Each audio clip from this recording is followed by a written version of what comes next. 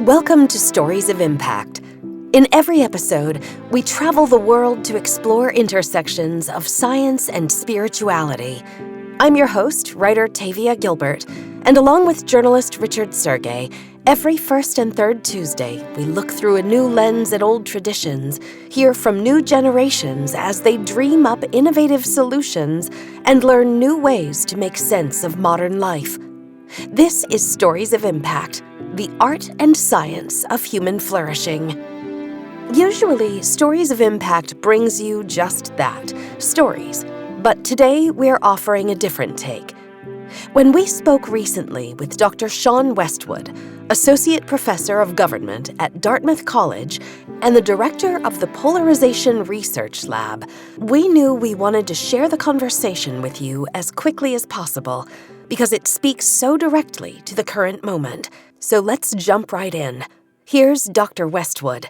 I study American politics and how partisan conflict manifests in the United States, its consequences, and its origins.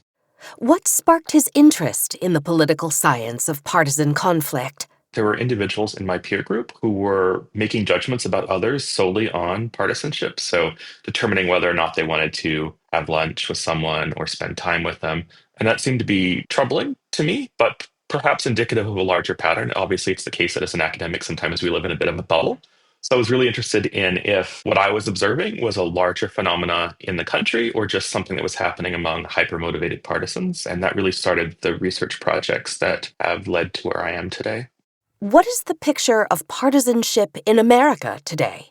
It is the case in the US that not everyone votes. And of those subset who do vote, not everyone affiliates as a partisan. So some will say that they're Democrats, some will say that they're Republicans. About 30% will say they're Democrats, about 25% will say they're Republicans. If you actually probe those independents, the vast majority, about 90%, will say, well, I'm closer to the Republican Party or I'm closer to the Democratic Party. And those 10% who say that they're independent and don't lean towards one party or the other tend to just be super disengaged folks.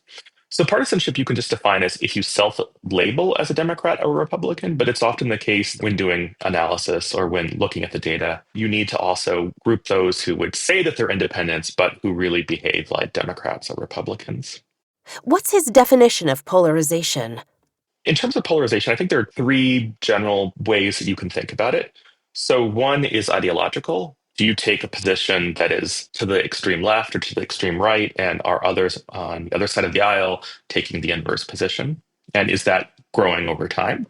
The second is affective. What affective polarization captures is the extent to which we see our party as good and the other party as bad, so that the distance between us isn't ideological disagreement, but it's emotional and much less logical. So the idea is that most Americans really just don't know much about politics. If you're to ask them on what side of the debate do Republicans fall on abortion, they're probably going to get that right. But if you're to ask them on what side of, let's say, land use do Democrats fall, they're probably going to get that wrong. So we're in a world where Americans don't know very much about policy, but at the same time have very strong tribalistic connections to their party. And then I think the third way of thinking about polarization is just cultural, right? Like, are we dividing on issues outside of the political domain? But I think that most meaningful at the moment is probably effective because there's concern that effective polarization will motivate people to push back against democratic norms or engage in political violence or perhaps back away from the core principles of our country. To clarify, Dr. Westwood is referring to affective with an A, affective polarization. And what he means by that is So, affect here is just capturing the emotional sentiment you have to groups that you belong and animosity that you have to groups that you don't belong. Humans, by nature, form tribal affiliations, and also by nature, we view those who are with us very positively and those who are against us as very negatively. And it can be as simple as if you're in New York and you pay attention to the Yankees, you're a Yankees fan, you're going to view other folks who also like the Yankees more positively and folks who don't like the Yankees as much more negatively. And it turns out that these kind of basic instincts apply to things much more insidious than just baseball or football or region. They apply to politics and religion and other things like that. So what we're really focused on is how individuals came to hate the other side. This is a core investigation of Dr. Westwood's Polarization Research Lab. What has he discovered? We see in survey data that Americans hate the other side and seem to like their own side. We wanted to understand what are the consequences of that, right? So is it the case that this is just puffery? Is this just an attitude that people are expressing, or does it actually lead to negative outcomes? And more importantly, where does it come from, right? So how did we go from a country that in the 1970s was relatively indifferent towards the other side to a country where most Americans have very strong negative views of the other side? What is causing that change to manifest over time? And then is it the case that we have reached a stasis where partisan hatred isn't going to grow anymore? Or are we just continuing to see our political culture devolve further and further? Dr. Westwood is in the middle of a 3-year research study. What's his aim? There's, I think, a lot of American exceptionalism out there. We tend to think that what's happening to us is special, that our political system is special. And I don't know if that's the right way to think about it. So there's a view that democracy is a consistent enterprise, and that the threats that we're facing in this country are just a function of democracy, not necessarily a function of the profile or the nature of political conflict here. We wanted to figure out, are the problems that Americans are observing in their government an indication of our special situation as Americans, or are they just challenges inherent to democracy? And to do that, we're collecting really robust data on partisan animosity, so effective polarization, support for democratic norm violations, support for partisan violence in the US and in 5 countries across the globe. And we were really strategic in selecting these countries. We wanted countries that have a long history of stable democracy. We wanted countries that are pushing back from the chains of Soviet communism. And we wanted countries that are really unstable, countries that have a history of military coups, that are in an active state of war, or where democracy is becoming somewhat subservient to ethnic and religious divides. So the goal here is to try to understand the threats to democracy globally and not just within the US. So there's obviously a desire as an American to say, well, how does America compare? And that's really important, and that's something that we're doing. But I think the other component of this is just to try to document the threats that exist in those other countries that we're exploring. What are the 5 countries, and how are they chosen?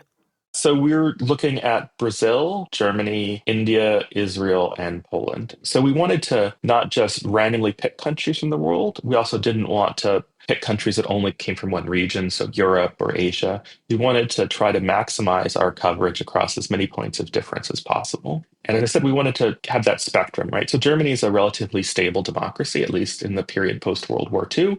Poland represents new democracy, a country that's pushing back from communism. Brazil and India have histories of military coups, of unstable governments, and a great deal of political violence. So they're much more towards the edge.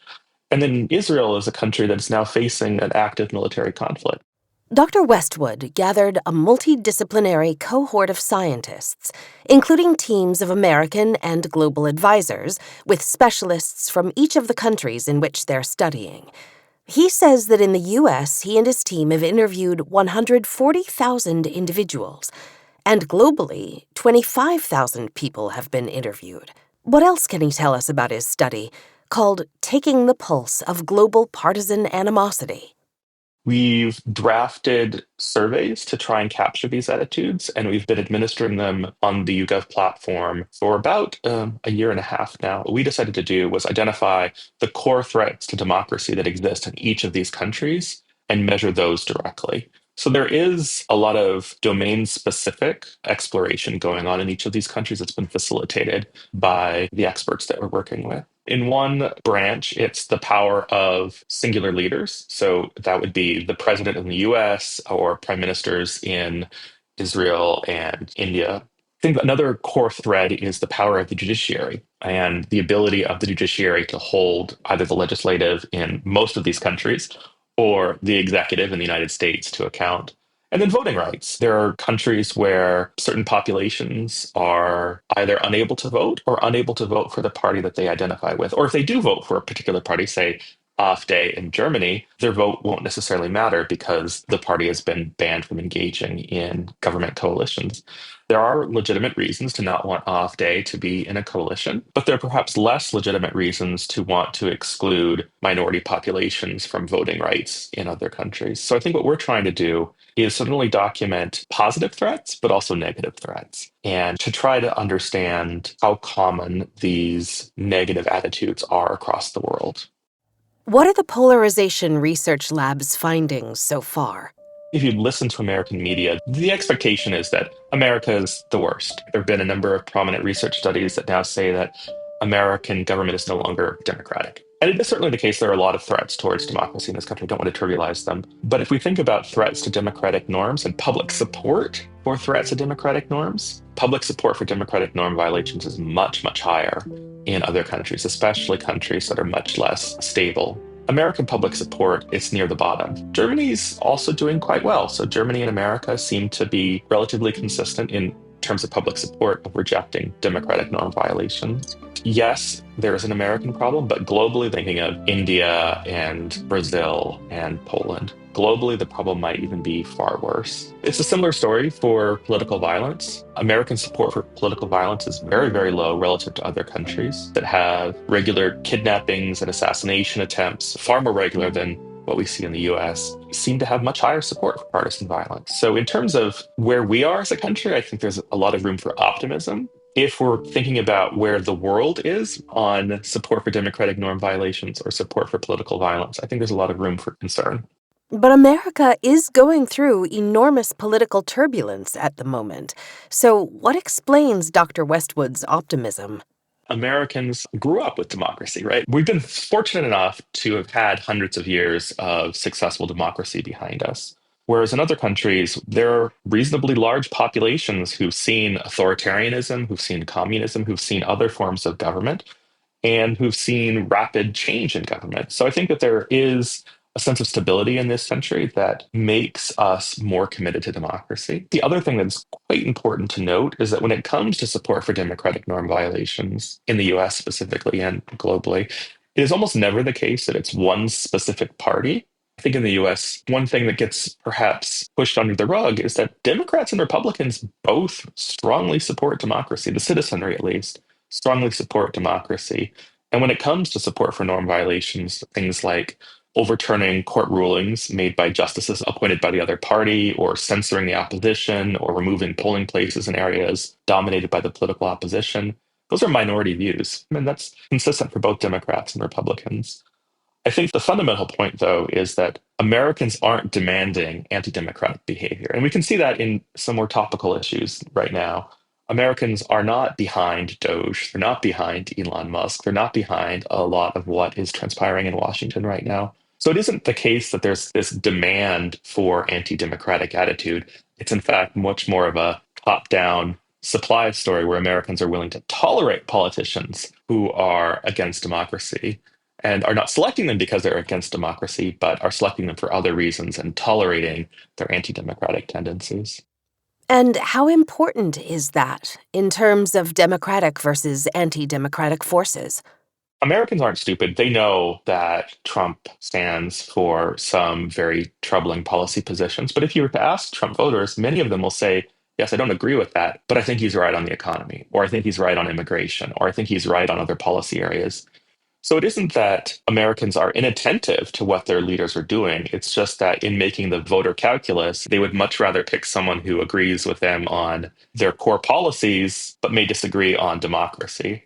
So the key then is to try and convince the public to vote on democracy, or even more importantly, to try and convince elites that democracy matters. So if you're in office now and you see that your voters will support you even if you push back against democracy, there are very little incentives for you to stand up to democracy. We need leadership to push back, right? We need leaders in both parties, in the House and the Senate, to stand up for democracy, because the voters aren't going to be able to do it, certainly in any reasonable way, in a responsive timeline. So it has to come top down. It has to be the case that our elected officials say democracy is what matters. What are the findings from the other 5 locations of the study, the takeaways about the leadership of those countries? I think a really interesting case is India, because essentially the political divide is the religious divide. The ruling party, the BJP, is a Hindu nationalist party. So the leaders of that party are able to capitalize not only on political affiliation, but often also on religious affiliation, which makes it even more challenging to push back as a citizen in India. We have a similar phenomena in Israel, where the political powers often align with religious factions. So I think that in the US, we're actually quite lucky because we've only got this one dimension separating us. We've only got politics. But in other countries where race or ethnicity or religion overlap with partisanship, it's even more challenging for the citizenry to push back or to select another candidate or to vote for another party. So, to a certain extent, I think that the path that Americans are on is perhaps easier to correct than the path that India is walking down.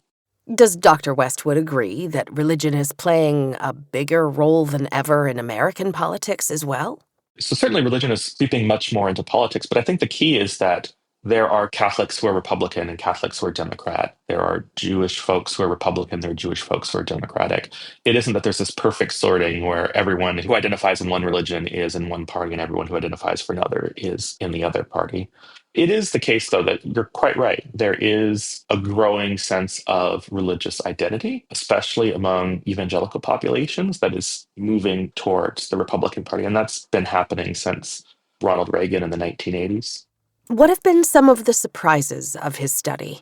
The really surprising thing globally is that Americans are much more polarized on affective lines than other citizens, but that does not manifest with higher levels of support for democratic norm violations and political violence. And I think the reason for that is that the two-party system in America is very odd. If we look at the other countries under exploration, the parties are much more competitive. They're multi-party states. And I think that the key lesson there is that multi-party states make it much harder to identify a singular opposition. And as a consequence, makes it much harder to hate just a single group of individuals for their partisan affiliation. So I think it's quite surprising how, even in countries that are undergoing significant turmoil, effective polarization seems to be less meaningful than it is here in the United States. It's also quite surprising how stable these results are over time. So there are a lot of major events that transpire day to day, week to week, month to month. But it does seem as if support for democracy, support for political violence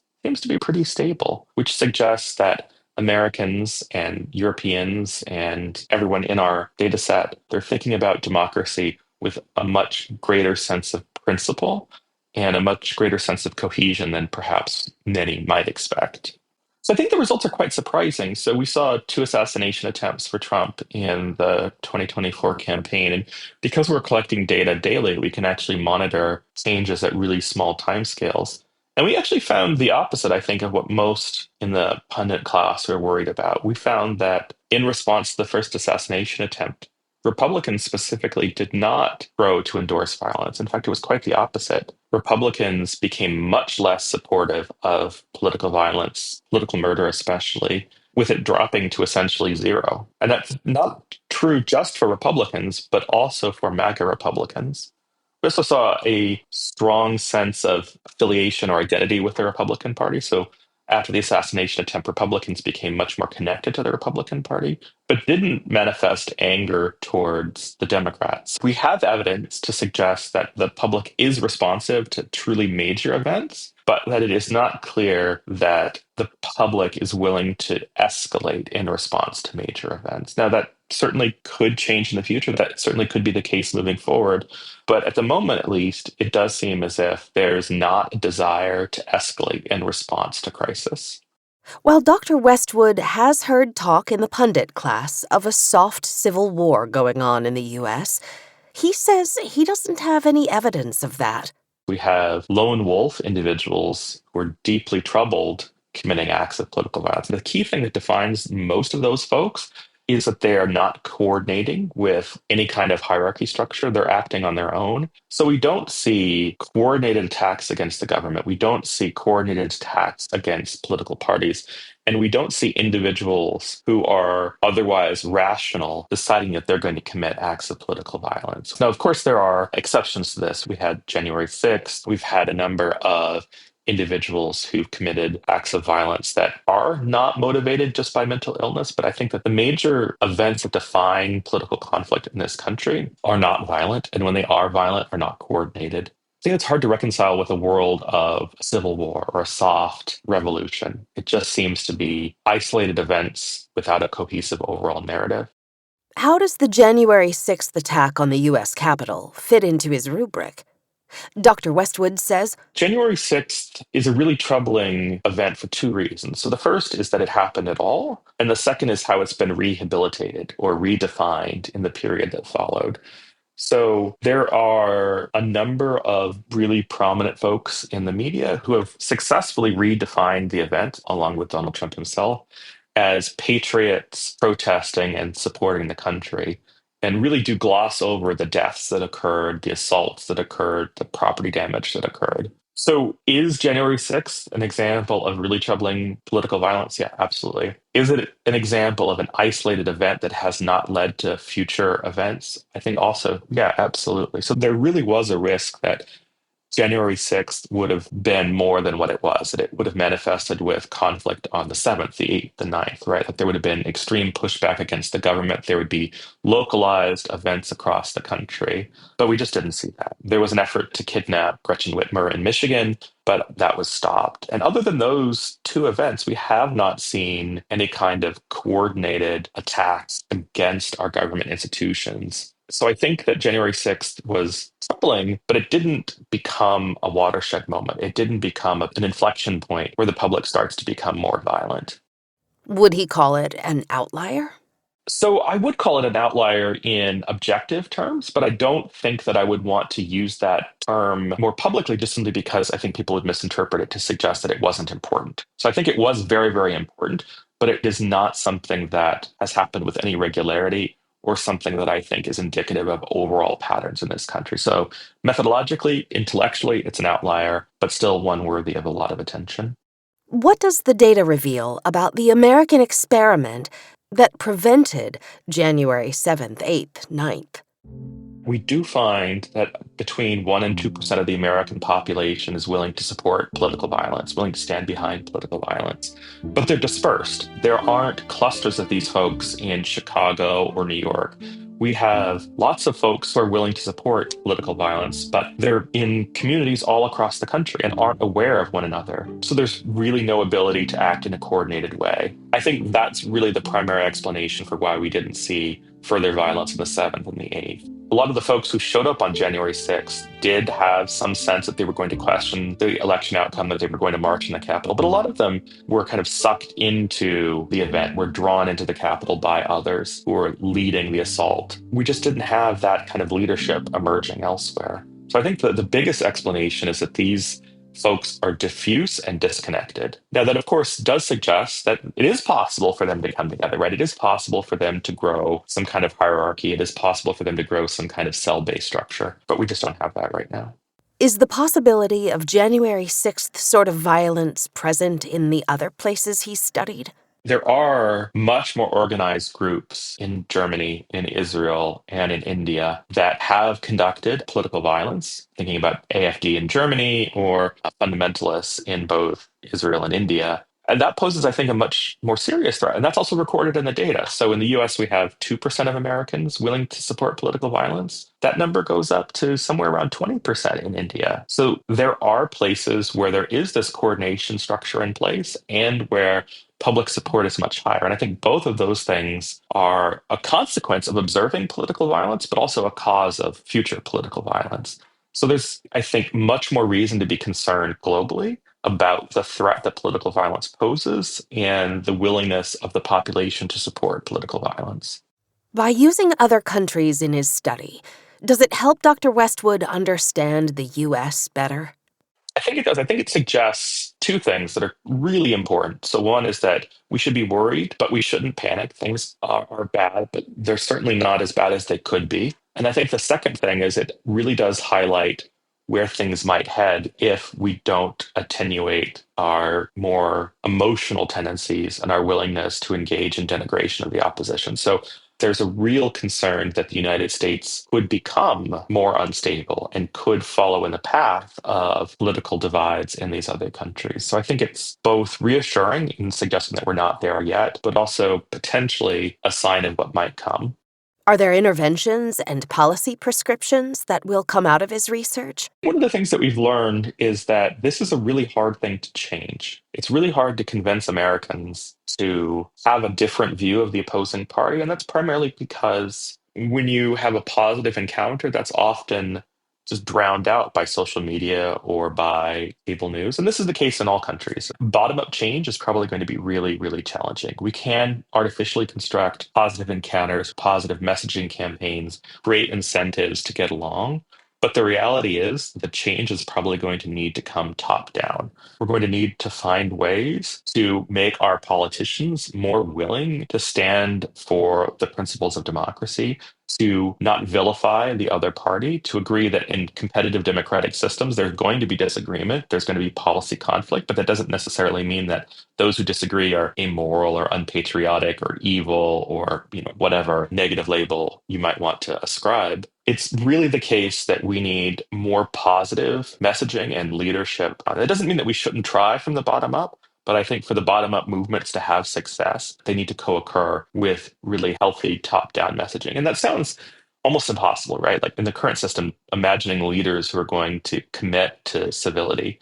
But we've seen it. There was a really prominent initiative run by the National Governors Association in the United States by Spencer Cox, who was the governor of Utah. And what they did is they brought together governors from the two parties and they engaged in messaging campaigns with their constituents to say, it's okay to disagree on policy. That's what America does. But that doesn't mean that we have to not like one another as people. And those messaging campaigns had positive effects. So there is a real chance for political leaders to step up. It's probably going to be at the state level. It's probably going to not be the leader of the BJP or the leader of the Democratic Party, the leader of the Republican Party, the leader of Likud.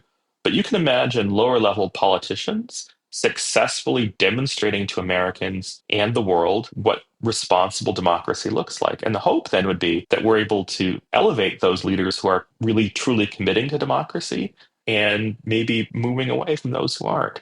It just seems much more plausible as an initial step to try and do that at the local or the state level. But I don't think that it's impossible at the national level either.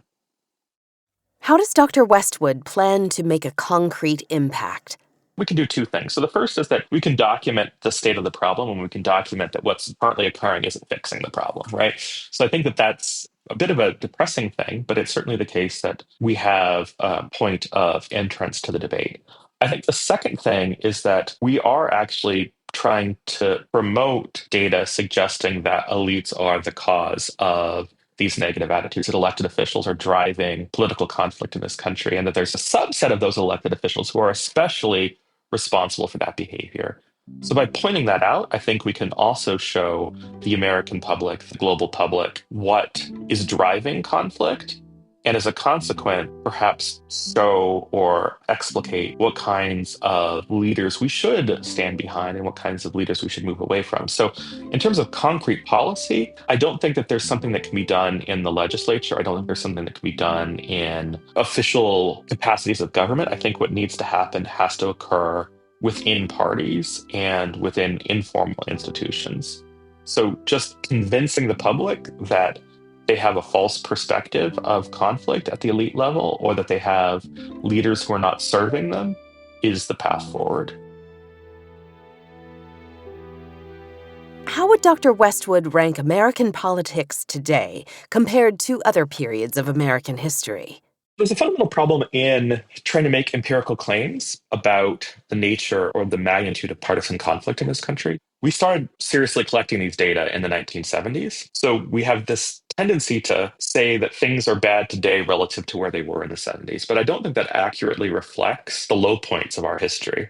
So, in terms of political conflict, we have gone through a civil war. We went through the civil rights movement. Today, a lot of headlines focus on Donald Trump and his lack of responsiveness to the courts. But I think people forget that Andrew Jackson, in response to the Supreme Court, said they've made their ruling, now let them enforce it. We have seen presidents openly mock the judiciary and the legislative branch, but we've recovered. I think it's also the case that we tend to potentially romanticize some of this. So FDR was quite willing to eviscerate disagreement within the executive branch and within the legislative branch to keep his New Deal policies alive. There is a lot of similarity between what happened in the New Deal and what is happening today with Doge. Now, obviously, to different ends for different political purposes, but I think that the overarching point here is that we've seen upheavals before. We've seen presidents ignore the courts. We've seen presidents gut the bureaucratic infrastructure of the executive and recovered. That doesn't mean that it's guaranteed to happen. But I think the really important point is that we shouldn't give up on democracy. We shouldn't see what's happening now as a coup or an unrecoverable constitutional crisis. That may very well happen, but we're not there yet. And if you want to keep voters engaged, if you want voters to try and mobilize and support future elections, you can't tell them that hope is lost. So I think that the most irresponsible thing that a politician could do right now is argue that democracy is over. I think what we want to do is very carefully and very rationally explain that democracy is under threat, but that there is still a democratic system in place. Don't give up. I think the other thing I would say is when it comes to political violence, we are nowhere near peak political violence. In the 1970s, there were eco-terrorists, there were bombings, there were kidnappings and assassinations.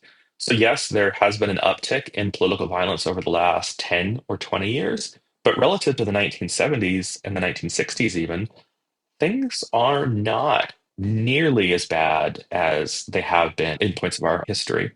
I'm not convinced that American government is insulated from non-existence or democracy is so fixed that it won't be removed. But I'm still really optimistic about our future and our ability to recover. Where does this sense of resilience in America's democratic framework come from? Americans love America. Even though Americans may have limited trust in government, they may hate members of the other political party, they still love America. They think that America is a great country and it's a country worth protecting. There is a desire for citizens to see this country succeed. And I think that's true overseas as well. In other countries, patriotism manifests in different ways. Patriotism means something different in Germany from what it means in the United States.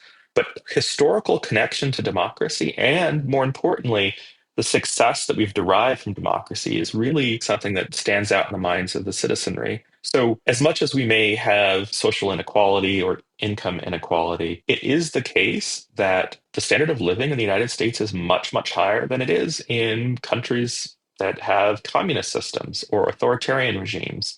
And that's something that Americans also are attentive to and observe. So I don't think there's a single component of our government or any democratic society that makes it likely to maintain or likely to dissolve. But the more history you have and the more tangible success that citizens can observe, I think the more successful and the more committed those citizens are to democracy. Is there a political marker that, if crossed, Dr. Westwood would turn from optimistic to pessimistic?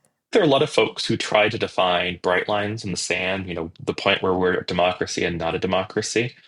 I think the only clear bright line for me is if we stop holding elections and if we stop free and open elections and we stop the transition of power. So if we didn't see free and open elections in 2026 or 2028, or if we didn't see a transfer of power in 2026, perhaps in the House, or 2028 in the presidency, the Senate, and maybe the House as well, then I would say that democracy is over. But I think that it's really challenging to say that an elected government is no longer democratic if a court decision is ignored, or if a group of bureaucrats is fired, or even if there are politically motivated investigations or penalties of law firms or past candidates. These are all incredibly troubling anti-democratic behaviors, but I don't think that they, even in some, say that democracy is over. The whole intent of studying polarization is to help reduce polarization. So what do we do at home and elsewhere? The point of studying this is to understand how bad things are and to ensure that things aren't getting worse. I think that the solution is really hard. The solution is to get citizens of the world to pay attention to what their government is doing, to pay attention to the good things that their government is doing, the bad things that their government is doing, and to be willing to say, I'm going to vote for someone potentially from the other party who is more committed to democracy than a member of my own party who's very much committed to the dissolution of democracy. That's a really hard ask. That's something that's against the more basic political instincts of a lot of citizens. But that's the path forward. You have to censure, you have to stop, you have to get anti-democratic elected officials out of office. And that sounds, as I said, it sounds really, really challenging, but I think it's hard to forget that the 2024 presidential election was very close. Trump won the popular vote, but the margin of victory was small. It is not as if it was a 1980s Reagan revolution. It was an outcome by the slimmest of majorities. And that's how we've seen the majority of the presidential elections over the last 20 years. So you just have to get a small subset of the American population to see democracy as important. And I think that the key thing to note there is that the Democrats tried to run on a democracy platform, but they didn't explain it very well. They said, you need to vote for democracy. Democracy's on the ballot, which is well and good. That's probably true. But to get the public to pay attention to that, you have to explain why. You have to say that you need to vote for democracy so that your standard of living is maintained, so that your kids will have a better quality of life than you, so that your retirement is secure, so that inflation goes down. And if you're able to make those kinds of arguments, well-informed, careful arguments, I do think it is possible to convince a substantially large enough portion of the American public to commit to democracy that election outcomes in the future very well might flip to more pro-democratic candidates. And I don't think that that means, not voting for Republicans, voting for Democrats. I think that there are a lot of folks in both parties who are very strongly Democratic. And I think that there are populists in both parties as well. And the last thing that we want is to go from a Republican populist to a Democratic populist, because I think that's just going to make it so that these kinds of extreme politicians and the extreme conflict that goes around them become the norm. I think what we need, honestly, is to go from a destructive candidate to a really boring, technocratic, effective political leader.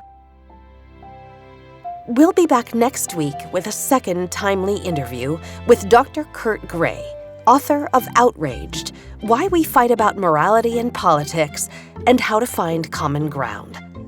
In the meantime, please help us make an impact and share the Stories of Impact podcast.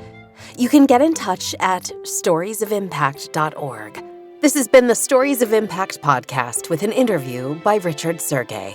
Written and produced by Tavia Gilbert for Talkbox Productions. Assistant producer Oscar Falk. Music by Alexander Filipiak.